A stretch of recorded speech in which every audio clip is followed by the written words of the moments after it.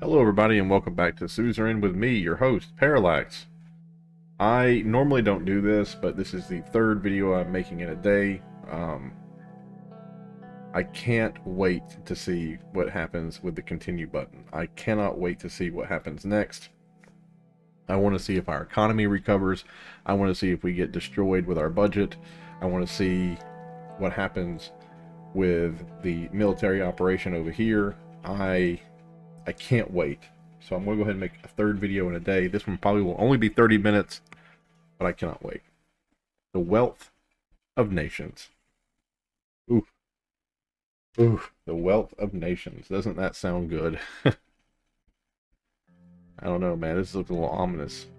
I feel like all these people are looking at me here. All these silhouettes. Okay.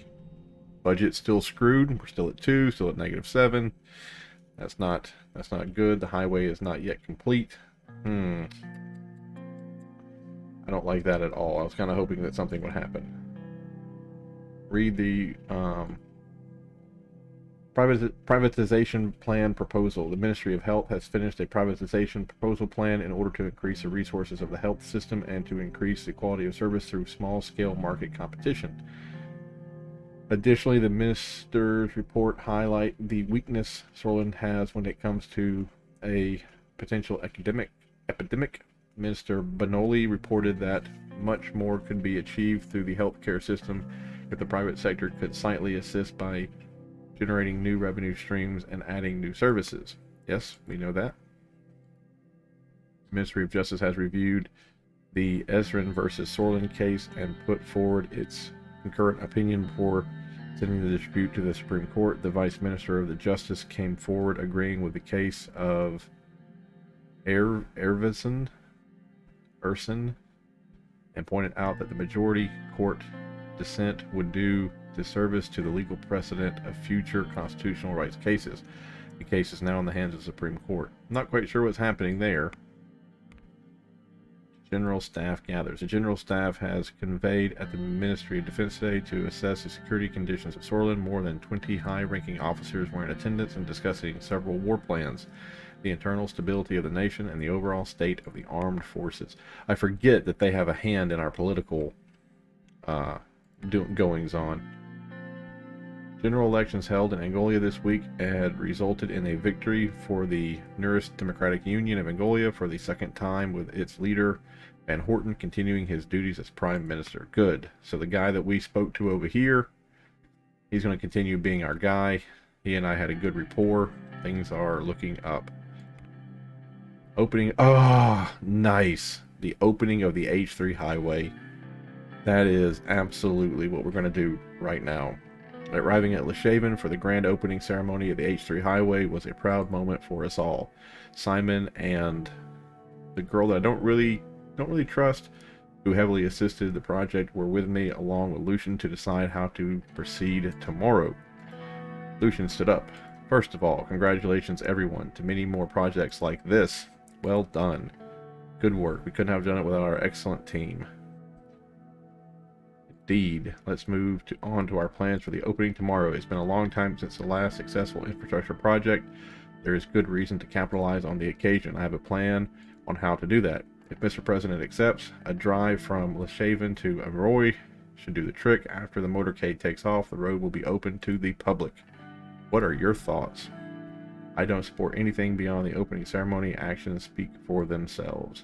Involving the President could be beneficial for his image. I think so too. I agree. There is much to gain. Yeah. Very well. Sounds good. It would display unity and strength if we were all together in the convoy. Additionally, a large crowd is invited for the ceremony and will be watching the opening speech. It will be a good opportunity for exposure, like the good campaign days.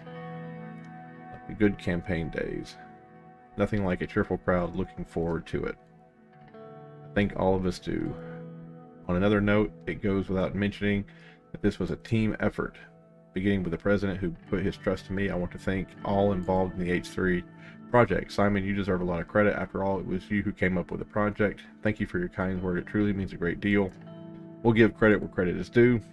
Finally, people got what they want wanted for a long time. We will need to show our best face tomorrow. It'll make sure that our focus on improving business and logistics is relayed to whatever necessary.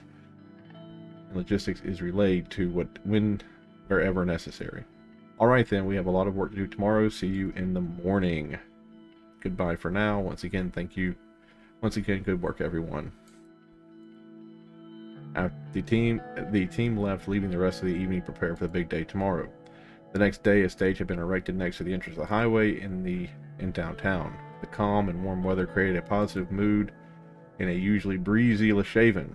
The crowd was large, but still smaller than some rallies due to the strong. We began moving toward the stage as the excitement was growing. Signal Lucan to begin the ceremony. Brothers and sisters of Sorland, I welcome you, Leshaveners, today as proud servants of this country. When his voice echoed in the square next to the highway, hundreds of Sorlanders and USA flags began to wave as the cheers intensified. Without further ado, I invite the president of Sorland to the stage. Leshaveners, welcome to the opening ceremony of the H3 Highway. People of Sorland, welcome. Yes. Yeah, citizens. The chanting from the crowd continued. At the beginning of the journey, we promised jobs and opportunity. We kept our promise.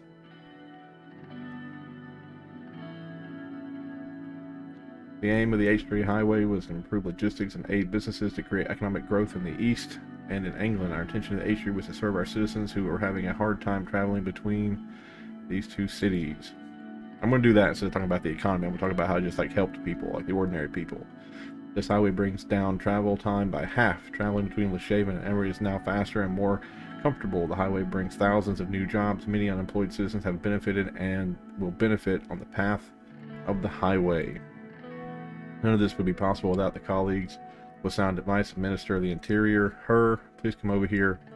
I took time off my duties to personally manage this project to succeed. We have to thank the mind behind the highway project, all the esteemed Minister of Economy and Tax. Yeah, we're going to give him the shout out. Thanks, Mr. President. Our aim with this project is obvious: to improve the speed and efficiency of transportation. I'm sure each of you will be proud of the achievements made during the project once we cut the ribbon and you can drive or travel on the highway yourselves. Plans to stop the reception altogether. After he was done with his speech, Lucan looked facing the stage to close the ceremony. There you have it. As promised, Anton Rain, the 4th president of Sorland, has delivered. We moved to the entrance of the highway. A 40-meter long red ribbon was hanging over it. Simon gave me a pair of large scissors to commemorate the opening. The crowd was watching. I cut the ribbon. Congratulations to all. It was a solid and fruitful effort, hopefully with much more to come. It's a good moment indeed. It gives us pride as a nation.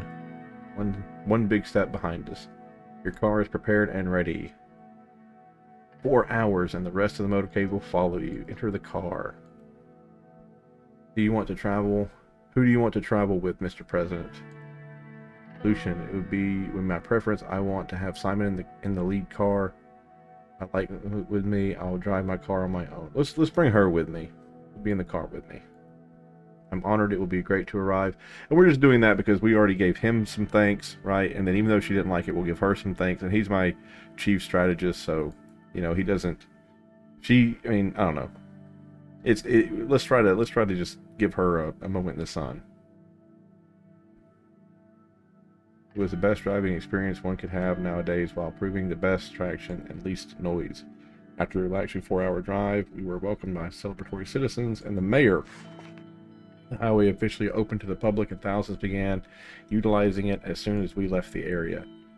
Grand H3 opening. We just got an achievement. You can't see it down here, but it just popped up. Today was a great victory for the administration. That is fantastic. I really, really thought that was going to go all the way up to Stallaport, but apparently it does not. But this highway was desperately needed. It looks brilliant. Surely it'll have a great impact on the economy. Go here. Average transportation links. Okay, great. Average. The new infrastructure invested by the government has slightly recovered the transportation network connections. Cool. There we go. I'm going to say that 2/3 of the economy is where it needs to be. I'm going to say that 1/3 is where it needs to be. 1/3 is getting there. And then 1/3 is bad. But stuff like this, the global trade war, that's not our fault. right? That's not our fault. The large corporation downsizing, that's our fault. Unemployment crisis was not our fault. This right here baffles me because we spent money. We spent a whole $1 down here, like, to revitalize this area. I don't know why this happened. And then it says England likes investment, but we just invested a lot into this kind of region. So, and we signed this trade deal. So this area here, this should be going away with this trade deal, like, taking full effect. All right, so not as wonderful as I had hoped. I hoped it had gone all the way up to Stallport, but I mean that's 4 hours, right? That's 4-hour drive. So, and it used to take a day. Like, it used to take 8 whole hours to get there. Now 4 cut in half. That's amazing. Okay, let's go here. Oof, a defense meeting. I arrive at the cubic building that housed most of the military command that resides in Horseland. Holsword, the gray and brutalist structure looked daunting. I never liked this building. It always made me feel like I was standing under the concrete foot of a giant getting ready to crush me. It made me feel small, and I never quite got used to the feeling even after these many years. At the entrance, I was greeted by this guy and his military entourage of young officers. Welcome to the Ministry of Defense, Mr. President. Let's go to my office. We walked from corridor to corridor to reach the office. On the way, we were met with the high-ranking officers as well as privates. Every time one of these soldiers saw me, they stopped and saluted me. We finally arrived at his office. His entourage saluted us and left. He closed the door and took a seat.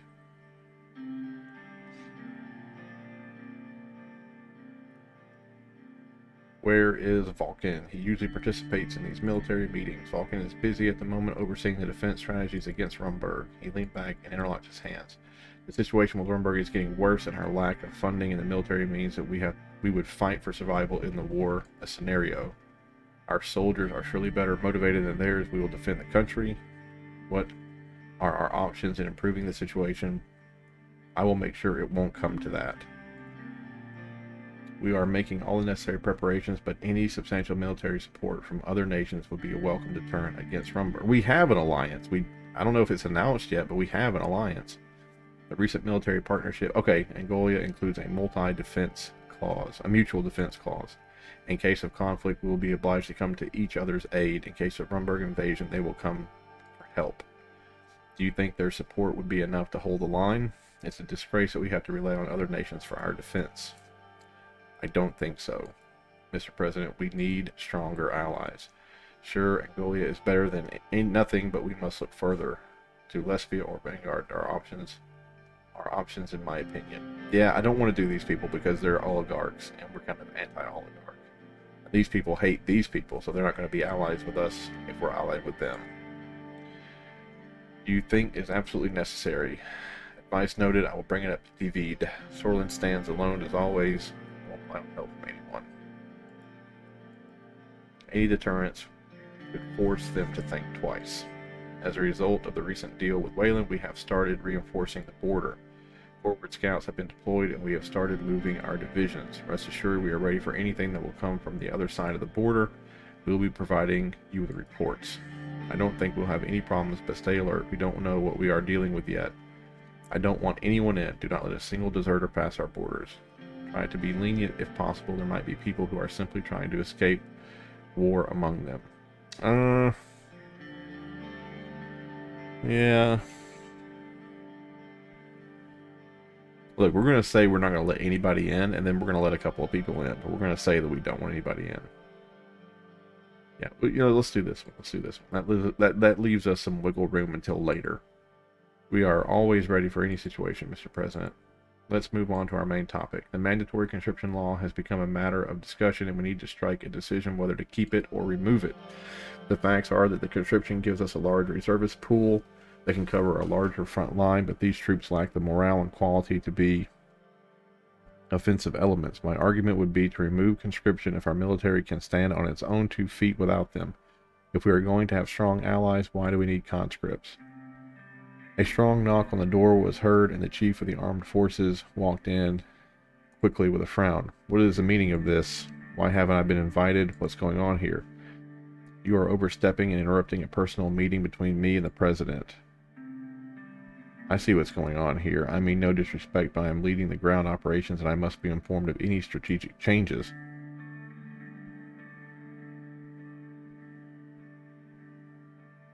Ministry of Defense, this is your superior, and so am I. Besides, this is a private meeting. Yeah. So, did I color this guy in the wrong light?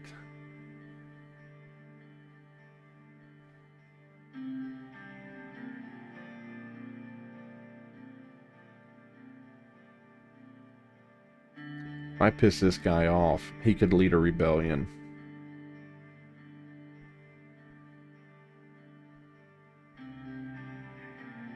The Minister of Defense is your superior, and so am I. I'm going to back his play. I'm going to trust him. I'm going to back his play. Disappointing. So this is how the administration conducts matters on military affairs.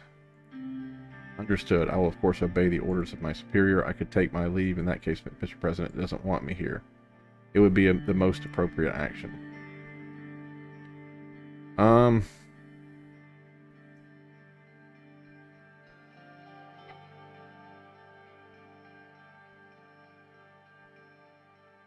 Oh, no matter what I do, he's going to stay.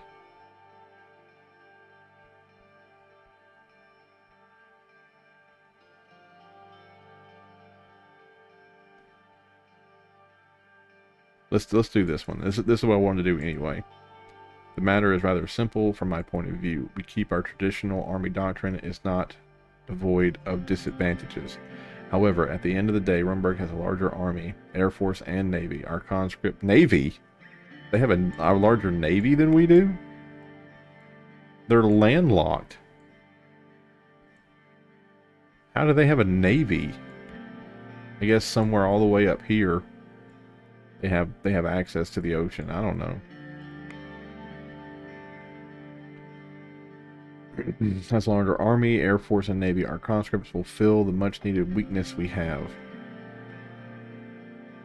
The modern age and requires a modern army. Throwing bodies at a problem never solve it. Not sure if that's the right approach. This doctrine worked for decades so far. No reason to change it. I think the general has a point. Not sure if this is the right approach. We can't have less troops on the front lines than the enemy, not with our current structure focused on mass mobilization. I would ask you to consider. Keep mandatory conscriptions. We need every single able body to defend the nation. Remove mandatory conscription. This is time to have professional force of willingly enlisted soldiers. Oh, dude, you wanted to cut the force by 200,000 people. Now you want to get rid of freaking conscription. And really, in the military, one of the only things we had was a large reservist pool. But maybe we trade large reservist pool for experienced soldiers. I'm going to trust you, man. I'm going to trust you. I'm going to trust you. Alright, then we can move on. Let me look over my documents to see if there's anything else of concern. That's about it. I won't take any more of your time, sir. It doesn't make sense to salute him because it's the lower ranking officer that offers a salute, so let's not do that. Thank you for your time. I left the Ministry of Defense and returned to the palace. Yay! Our economy ticked up 1, and now it's went from -7 to -5. Oh my goodness, government budget increased. Country updated. Oh my goodness, our economy is bouncing back a little bit. Hallelujah, hallelujah. So now, now we have lack of reservists that is working against us. But hopefully in time, that lack of reservists will turn into something a little bit more substantial. My goodness, we have one more tick to the economic development. We actually are pulling out of the recession, and we were going from -7 to -5. That's great. That's great. Man, that's wonderful. Okay, what we got over here? Values plummet in Leshaven. Leshaven is still reeling from the fallout of the trade war. It is the largest exporter suddenly finds their products' values plummeting. A wave of bankruptcy is expected as a result, as well as considerable damage in nightlife industries. Oh, that's killing me. Why? Why is it that the other countries having a trade war is screwing us over? I don't understand that. Women's Rights March. A group of demonstrators led by their representatives from Swordish's League of Women marched in, calling for the general equality in Sorlin's public education system. Women are also among the counter-protesters who argue for the right to keep educating girls separately from boys in order to preserve the tradition. We're already doing education reform, so that's not even on our deal. Police raid the young swords again. Man, the young swords have got to stop. The city of Carnot has partially shut down as a result of the trade incident, with port traffic ground to a halt and wealthy citizens selling or abandoning their luxury properties as they decamp for Horseland. A full recovery may take months, if not years. Ugh. Streets and papers. Boys to men, not without conscripts. President Rain opens Highway 3. Health requires more resources. What? We gave health more resources. Radical. Freedom. Swords boys no longer forced to fight. Women march for equal education and, yes, the hidden power of men in uniform.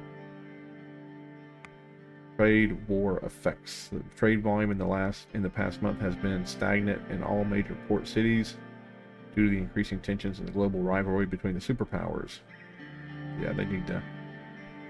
State corporations are pulling their investments out of Sorland, which are causing thousands of swords to be unemployed. But our economy went up to -5 instead of -7. That's good news. Red youth members arrested. I don't understand why those are still happening, because we quelled our national protests. Right, that's behind us.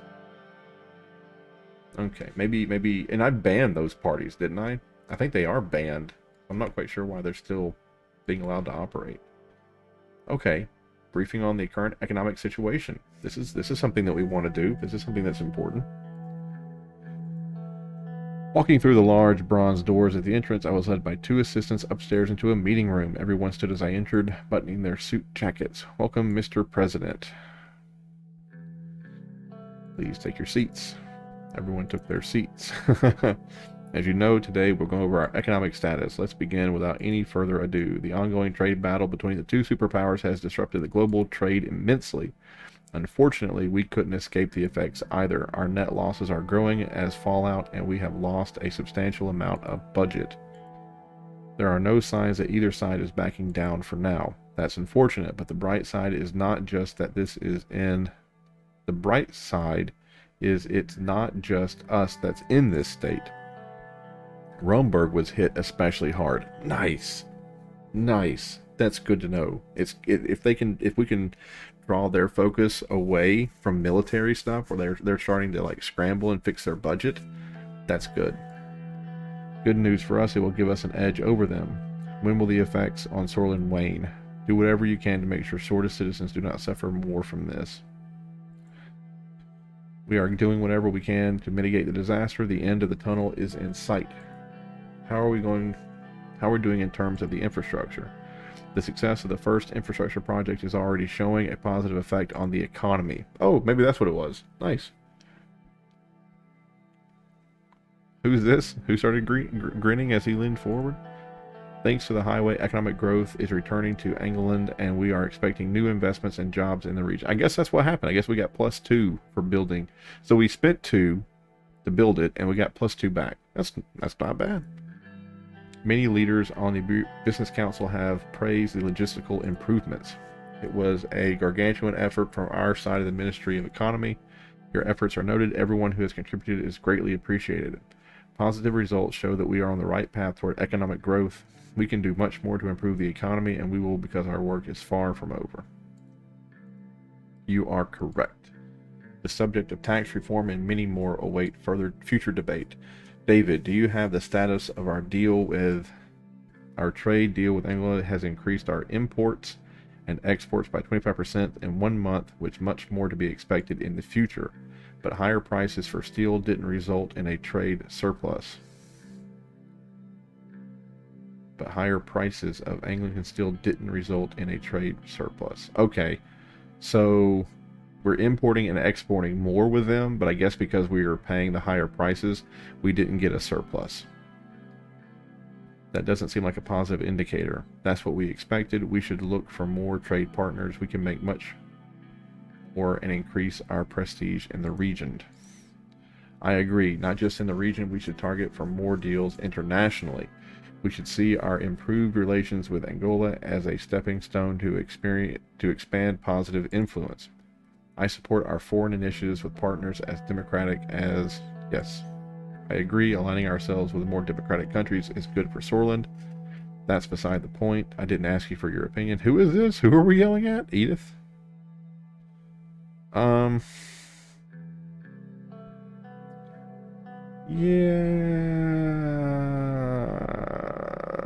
Yeah, let's just do that for right now. She didn't reply, but she did smile. Let's hear the status of our deal with Wayland. Our trade deal with Wayland has increased our imports and exports by 60% in 1 month, which is a considerably good number. It was a dangerous gamble, but it started to pay off. The payoff is high, yes, but also the risk. Our support for their military operation was questionable. Regardless, the numbers are clear. I must say I can't get behind a trade deal with Wayland, especially when it involved a military cooperation. I feel like we have made a contract with the devil.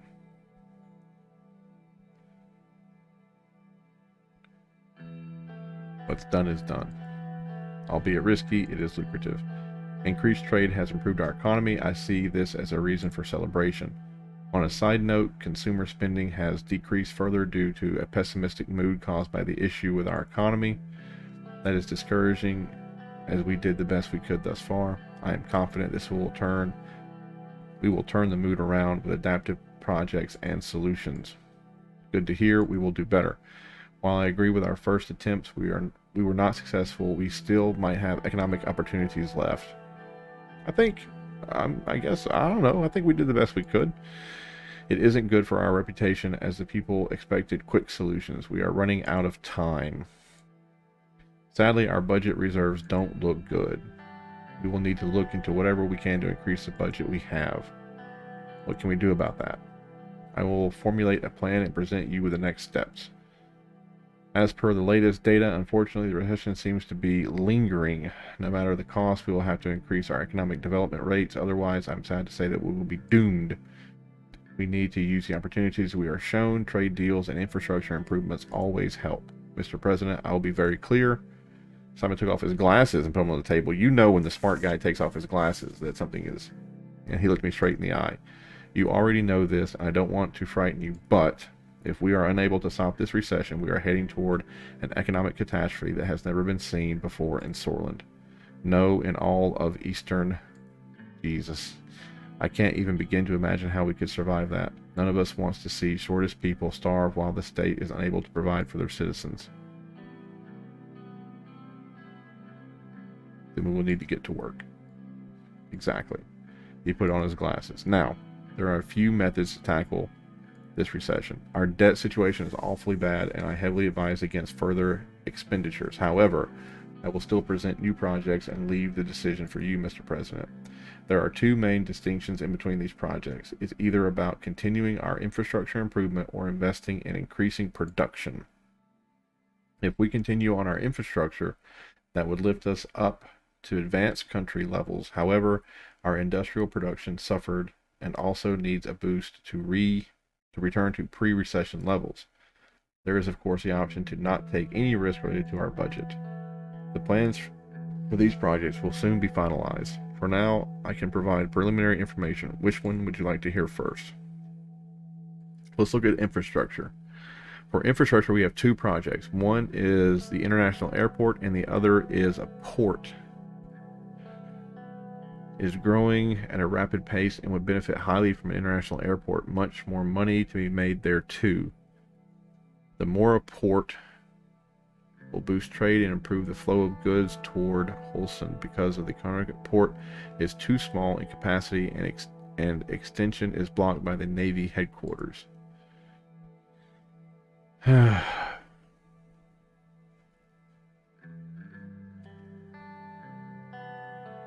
Where's this other place at? Where's Morin?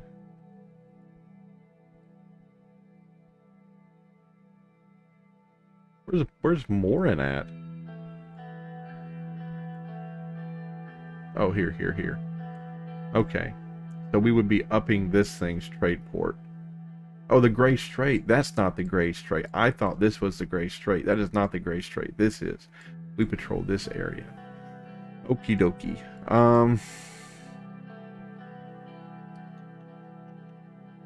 There's already looks like a lot of port here. There's a lot of port here. Little port. Kind of a big port. Super duper big port. Kind of a big port. Kind of a big port.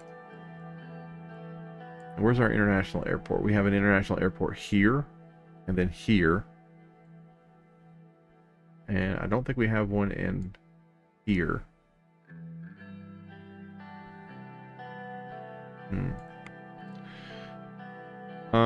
Economic growth. Venus is rapidly developing, and there is much to gain from increasing its connectivity to the world. Imagine all the tourists that would arrive. We must focus on improving the well-being of our worst citizens, and while Mora is no poor city, it is very well deserves investment. Whatever the project that could boost our production. For production, we have two projects. One is Suzerain agriculture. Yes, this place down here was, they told us in a report that this place was doing great, that we had invested in this area and that it was like paying off. And the other is an industrial city. I see the agricultural zone investment as a higher priority due to the fact that the farmers were the most hit by the recession. It's also a much poorer city. Okay, the current industrial city project has the potential to increase manufacturing for your wholesale region by a large amount.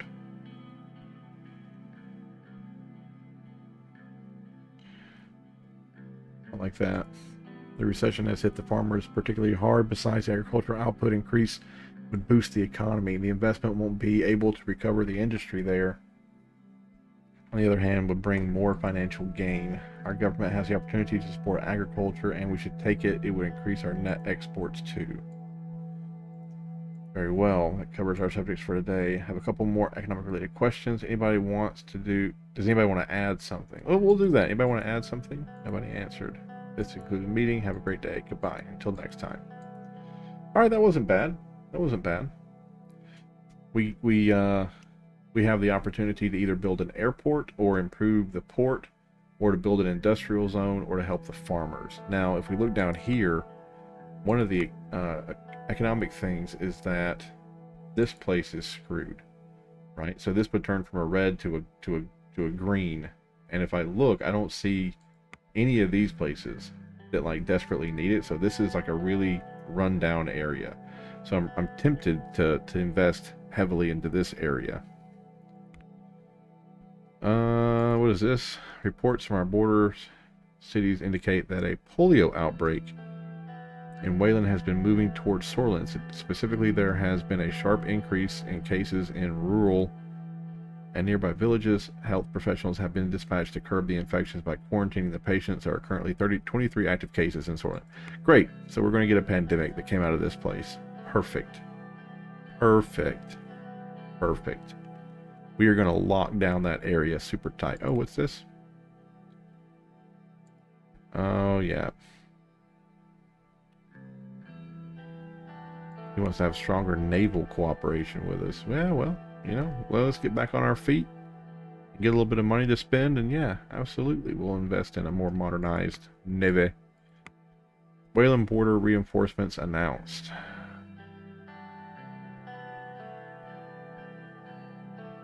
The plans announced that our ports will work in close cooperation. Always stand vigilant against threats. Housewives march to defend shores tradition in America. Or not America. Reign closes doors to refugees from Wayland. Yep, sure did. Operation Bear Trap begins. Amid spiking tensions with Angola, increases naval presence. My goodness. Yeah, I'm going to keep going. I'm going to keep going. I'll stay up late tonight.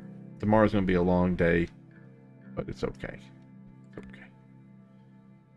Oh, we got it. Now we have to pick our investment in the mega project. The Ministry of Education has reported that the privatization efforts for education has been going well and that they are on track to meet targets. The capital received from the privatization of schools and competing private investors has already shown results in the form of new schools and improved quality of education in most major cities. I really wish I could click on the budget and I could get oh, I can write my own. Oh, cool! I can write my own notes there. I really wish I could. It would show me like where the money is coming from. Old Guard, Walter Tusk. Yeah.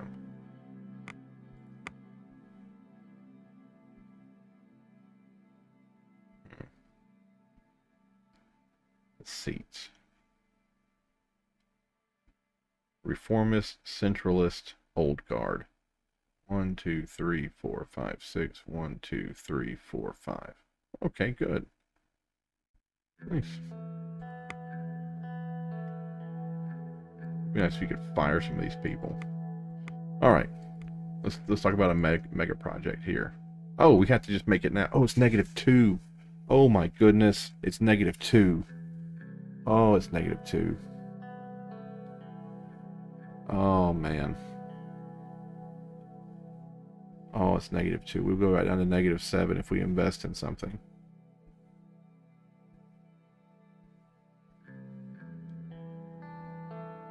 Oh man.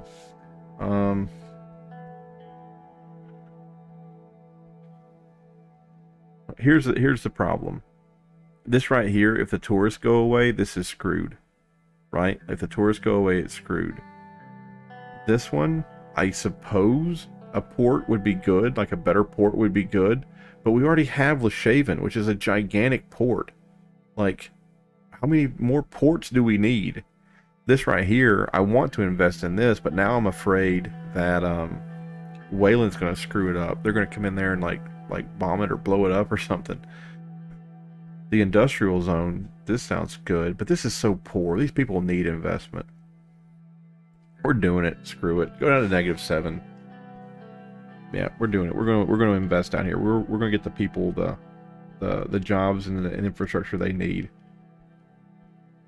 You know, and some of you out there are going to get mad at me for spending the money and going into a deficit, but I've told this story once before. I grew up with a kid who was pretty smart. You know, he's a smart, okay guy, super duper conservative, you know, and he and I got into a fight like 3 or 4 years ago, maybe even longer, maybe 6 years ago. We got into a fight because, you know, I'm kind of a socialist. I don't mind helping people. I don't mind the government taking from large corporations and giving it back to like regular people. I don't mind that at all. Large corporations don't die. Okay? Corporations don't die. They never have to start over. You and me, our lives, we start over. We build from scratch. We don't get 300 years of immortality to build our wealth. Corporations do, right? So I don't mind taking from a corporation because they're immortal, right? And they grow and they take so much. But I was talking to this guy I grew up with, and he was like, man, screw all these people. I didn't have an opportunity, so I went to HVA school, and I got a good job as HVAC. And I was like, cool. Google where the nearest HVAC is for someplace out in the middle of Iowa, or out in the middle of Kansas, or in South Georgia, or in Louisiana. So I sat down and did it, and I was like, look, if you were born in this place, the nearest HVA school is 13 hours away. You gonna do that? You gonna do that every day? You gonna make that drive? I was like, dude, you grew up in a place that had tons of educational opportunities, tons of trade schools. You didn't drive more than 40 minutes to your school to get that quote life. So don't sit there and tell me that everybody can do it, because everybody can't. You know, someone out in the middle of the cornfield and wherever, they can't drive 13 hours to get to school every single day. And it burned me up. Now, there is a guy that I watch on YouTube named Steve Wallace. It's called Camping with Steve.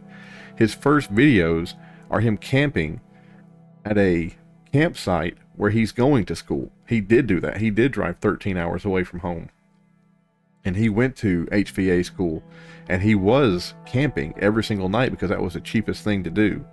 And he was taking showers at school in the gym, and he was coming out to his campsite every night, and he was sleeping in a pop-up tent. And he just made videos showing people like the food he was making and how he was like he was getting by. And he was there for like 8 weeks for this school, for this course. And these people were sending in beer money for him, you know, and he was like, hey man, I didn't use the money to buy beer. I used it to buy this radiator, so I can put this radiator outside my tent, and it's going to warm up the water so I can take a shower in the tent instead of having to take a shower at the gym, because the showers in the gym, they weren't for long soaks, you know, they were just to get the sweat off of you and let you get home or whatever.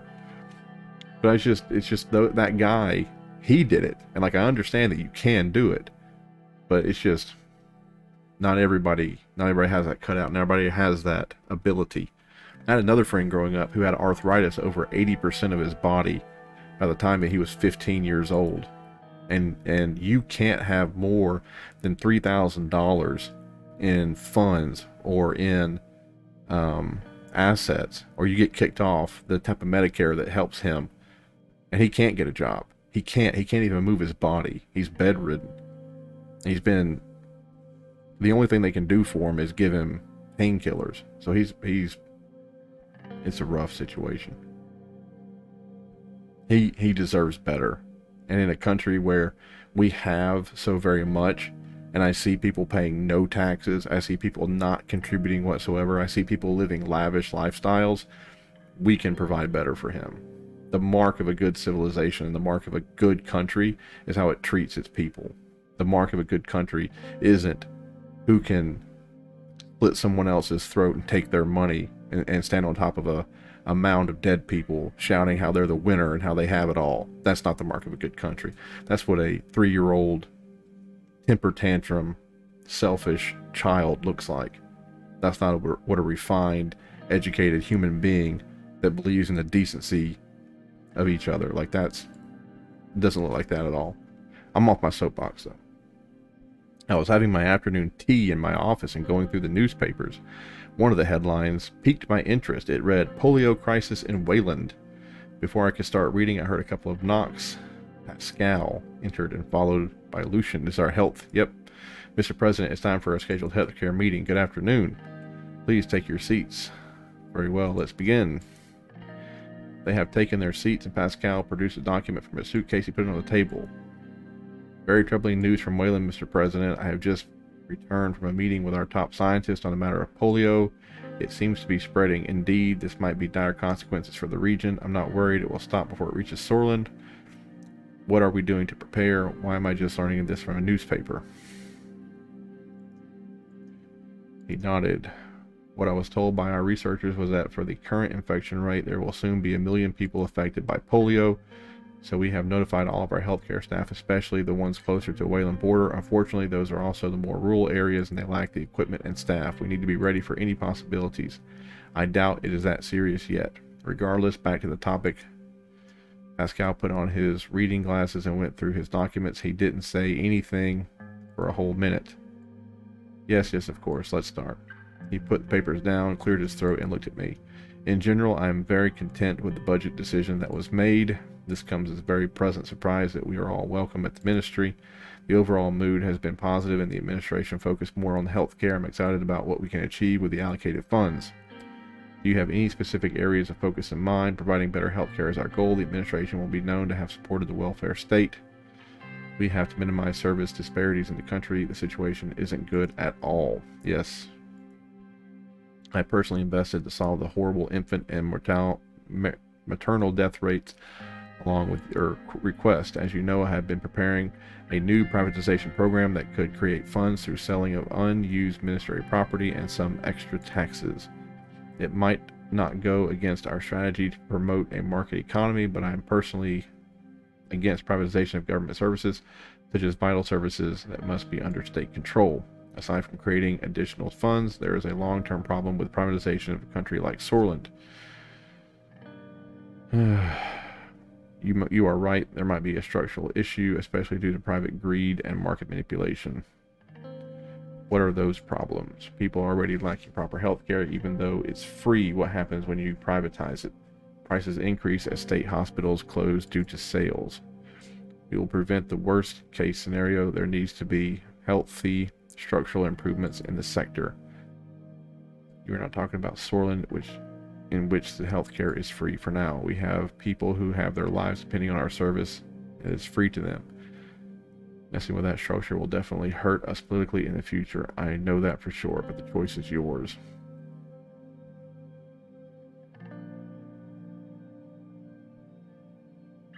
We're going to do it because we need the money. I don't think that was the right choice. Now let's get the big question of how we'll spend the extra funds dedicated to the ministry. Building new hospitals. We should work on increasing salaries for healthcare workers. We should focus on improving treatments in our rural areas. Our rural clinics are old, ill-equipped, and understaffed, which causes a huge urban and rural disparity. It's one of the causes of maternal death and other sicknesses, which alternate reports have shown that the minor epidemics are spreading in certain areas due to old facilities and lack of hygiene and equipment.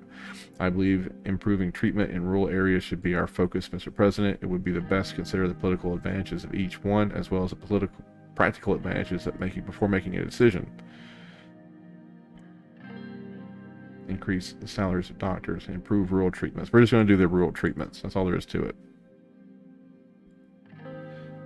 We can initiate one more spending policy with our funds. Which one would you like? Oh, we can do two. Which incentivize for rural areas. Perfect. We're going to really hit the rural areas hard. I'll prepare the increase as soon as possible. The workers will rejoice. That is all then. Very well. So what happened there is we privatized a little bit of the health insurance industry and we got some dollary dues out of it. They weren't going to let us put the dollary dues back into the general budget. We had to spend it back in the healthcare deal. We did not build new hospitals in urban areas. There's already access in the urban areas. It might not be perfect, but it's there. So we decided to build and reinvest in clinics in the rural areas, and we're going to be paying people more to move out to the rural areas to provide that health care, right? Or the people who work out there are going to get paid more. So better clinics, better facilities, and we're going to get people out there to work it. Very well, fruitful meeting, nevertheless, nice and short. Thank you for the meeting. There we go. We're still on 3. Hey, we're at -6 though, instead of -7. We got a dollary due somewhere. Overview panel updated. We got a... Oh, what happened? Is it economy? Consistent economy. Our economic strategy is consistent with the type of development doctrine we are promoting. Cool. Stimulus checks. Average transportation links. Small businesses growing. Increased trade volume. Tax avoidance. We're trying to fix that. Increase. Yeah, we really need to get on top of the anti-corruption police, man. They need to get some of that stuff taken care of. Welfare. Ooh, look at this. Quality rural health services. Improvements to rural health care has increased the quality of services given in the countryside. Motivated health workers. The funding hike for the health services has increased the morale of doctors, nurses, and other health workers. Support for the government is at an all-time high. And then the health gap. Privatization in health caused richer and poor communities to receive different services, causing a gap. Which sucks. It stinks.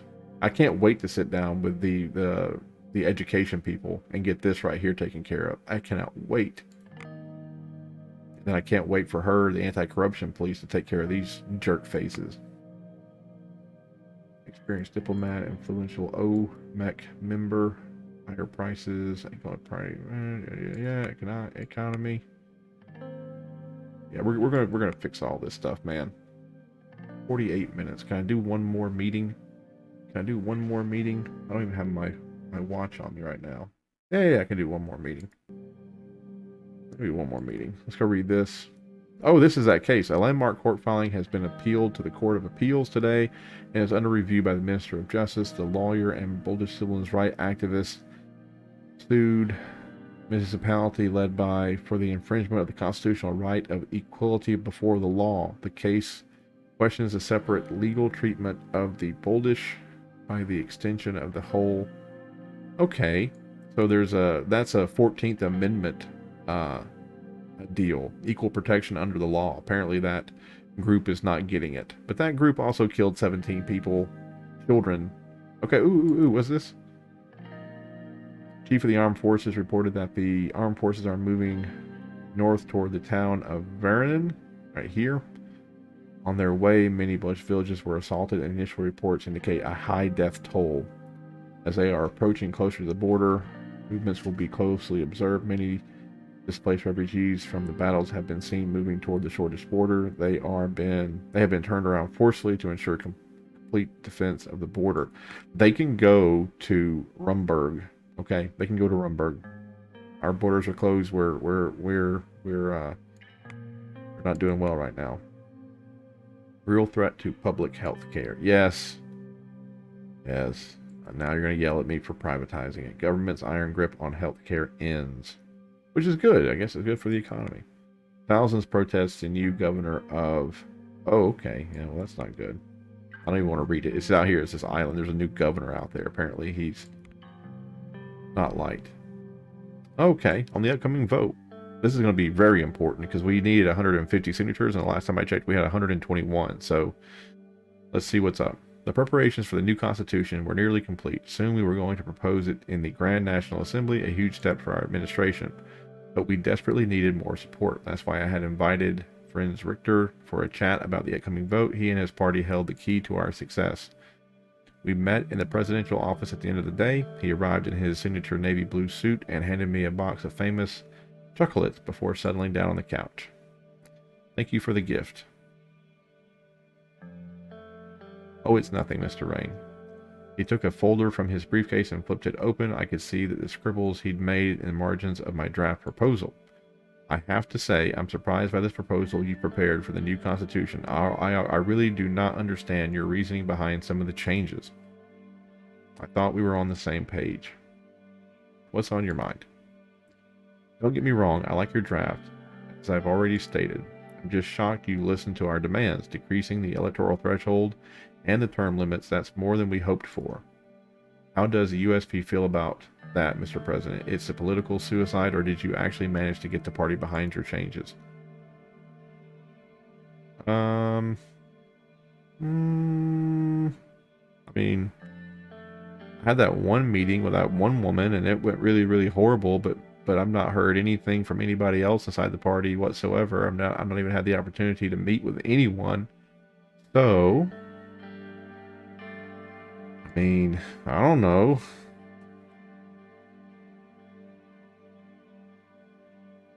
I believe that the Chief Justice has her ear and that the Old Guard is doing their best to make sure you fail. You are aware the Old Guard has been reaching out even to members. I hope you are doing something to contain this mess. Look, man, I've been running the country and I've not had any... I mean, I had that one meeting with her, and I think, like, literally I walked in there and I was like, tell me what you want. And she was like, every single thing that you want, you're not going to get. And I was like, well, that's not negotiating. Like, you have to tell me what you're willing to give up. And she was like, nothing. I will give up absolutely nothing. So, don't know what to do. Who would have thought? Of course they are, but we shouldn't worry.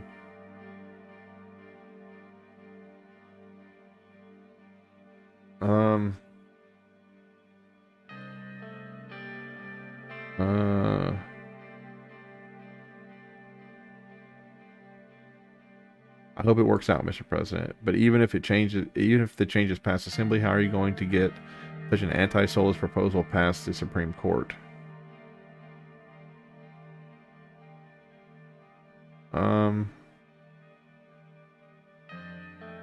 Yeah, if we unite together, they'll be forced to support us. I'm not sure about that. A few justices will sympathize with us, but the ultimate decision will be up to the centralists, and Orso has them locked up. If we're going to do this, we have to make it count. I hope that we will succeed, Mr. Rain. I respect that you're doing. I will do my best to flip the Supreme Court as well. You can count on those votes. I just want your promise that you will give us proper credit, and finally, do something about the unbalanced representation of our party on the state television. For decades, your party has been doing whatever it could to stay in power while keeping silence. If we're to be on the same side, I expect you to finally acknowledge all the wrongs that you have been done and act against the Solis state apparatus in full force.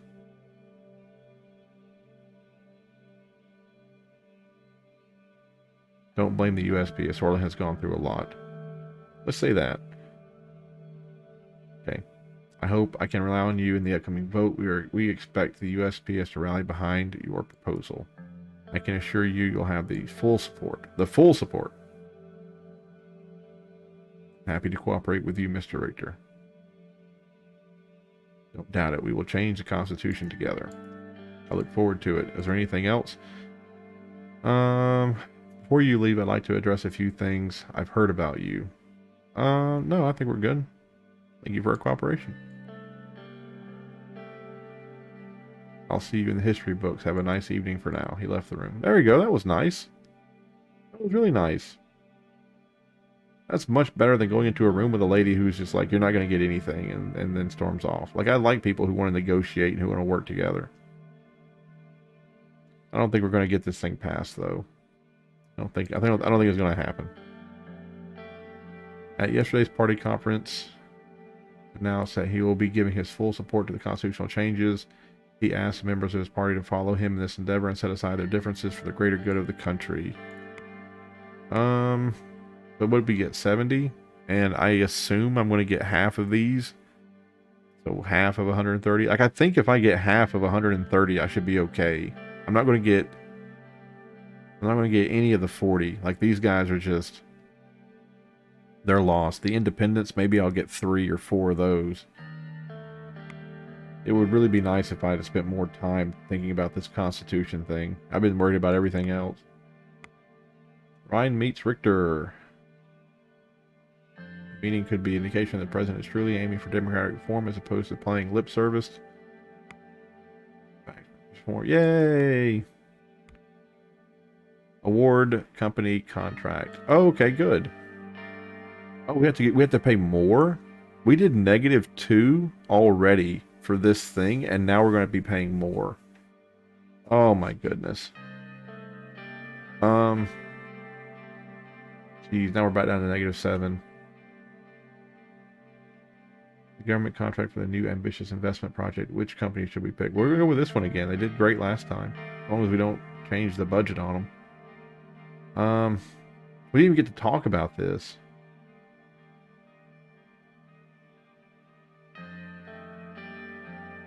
I mean, I kind of like to do this one because it's run by the state. We'll just do this one again. Screw it. Back down to -7. Ooh, down here we have something to do.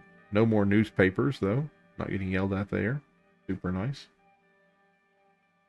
Okay, what we got going on down here? Updates on the situation of education. Cool. This will be the last thing that we do, and then we'll call it a night. We're already at an hour of this. I only want to do it for 30 minutes, but this is going to be great. After a meeting with the rector and a brief tour of the university, we gathered in a room. Something started. I didn't get to read that. The entire campus was visible from the windows. Students were reading books, studying, and having picnics under the trees. It reminded me of my own days at Denier University of Culture, at least the more carefree moments. Reminiscing about the past? Yes, it had its ups and downs, but it was still fun. And now we're growing old and bitter. He smiled. Let's not get sidetracked. I want to start off by saying this.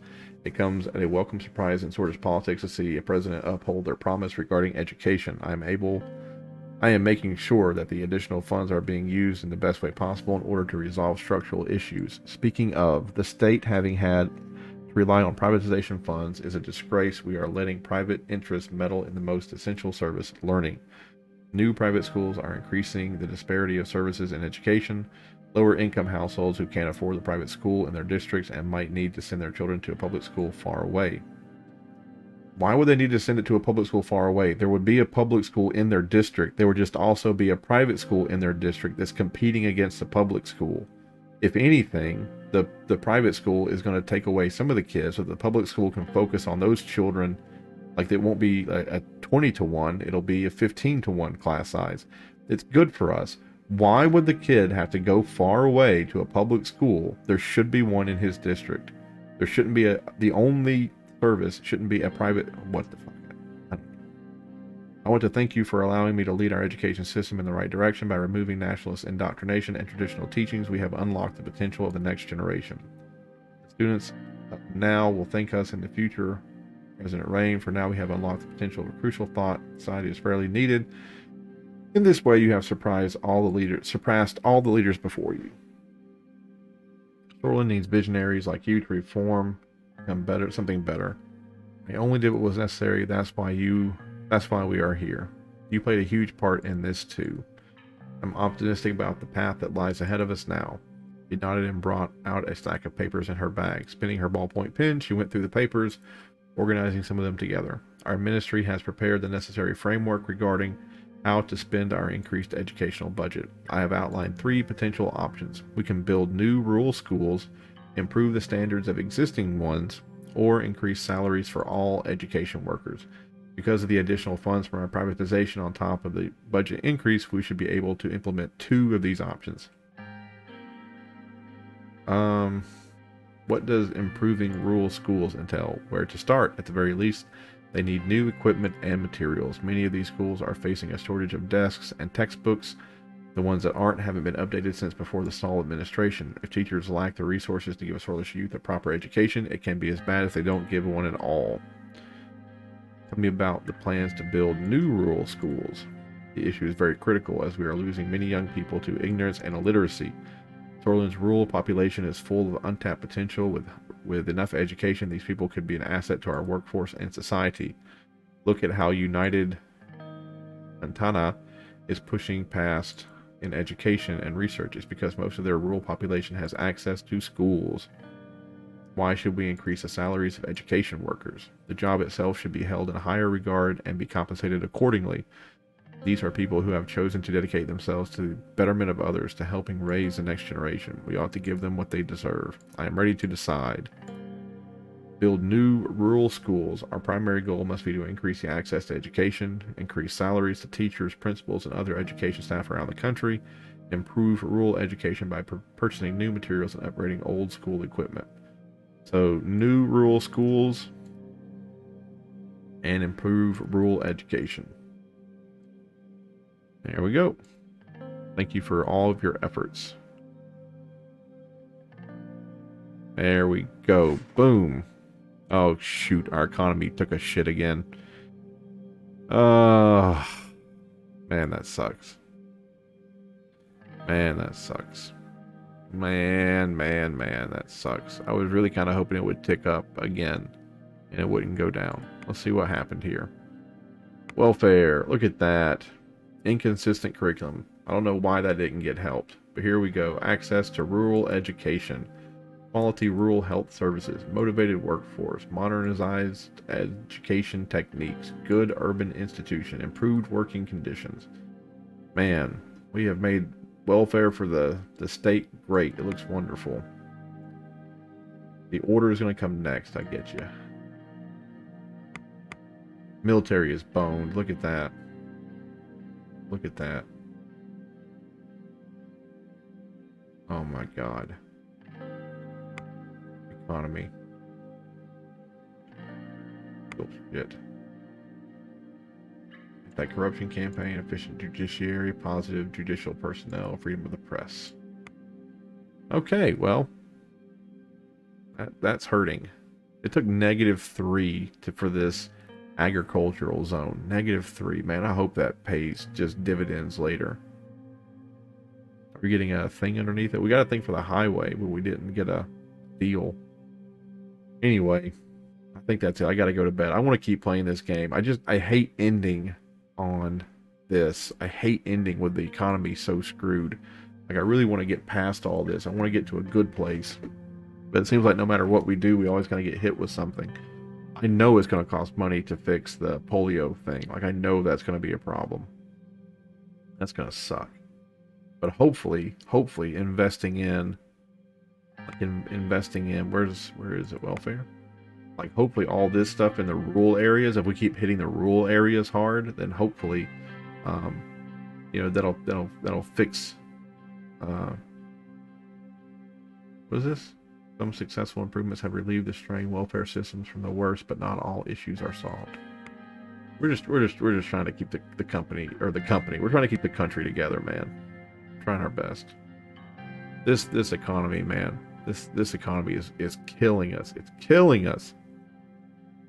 Ugh, I can't believe this is real life. Okay. A new mega project. Agricultural zone has announced a plan for a brand new agricultural zone. As per the announcement, has been awarded with a contract and will be taking over the daunting task. It will be transforming the city and its neighborhood. On completion, the mega project will provide a much needed production boost, not just to Suzerain, but to the entire region. Wayland refugees fleeing to Sorlish border. You're not going to be allowed in. Inflation effects. Sorland is suffering under extensive inflation due to the administration's excessive printing of currency to cover the debt gap it finds itself in. This absurd action is taken without calculating the effect it would have on the consumer prices. Yes, I understand. I understand. But if you don't spend money to improve things, and things aren't just going to get better on their own, like, you have to do something. And unfortunately, this game, the only thing we have is budget. Like, it would be great if there was like a manpower, right? Where we could move manpower around the map so we could like get people working in a place to do something for free. Not for free, but like the TVA, you know, like get them to do some kind of work for us.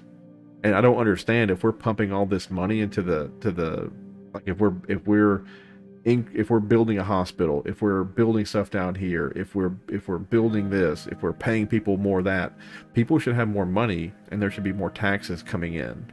So the more we spend, we should be getting a fraction of that back. None of this money has been spent on stuff that doesn't generate income.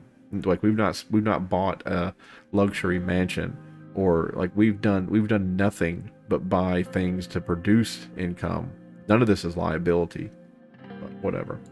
What's the next thing? Oh, good. Now we have an inflation crisis. Hence, they are selling rent, reserve resulting in price of goods, services. Yep. Yep. Is that in here yet? Trade war, large corporations. Investment. No. We don't have inflation yet. We don't have inflation yet. It's not physically represented yet. Free from the current curriculum of schools. Oh. All right, I gotta stop. I gotta go to sleep. Thank you so much for watching, folks. Have a great day. I'll see you in the next one. Bye-bye.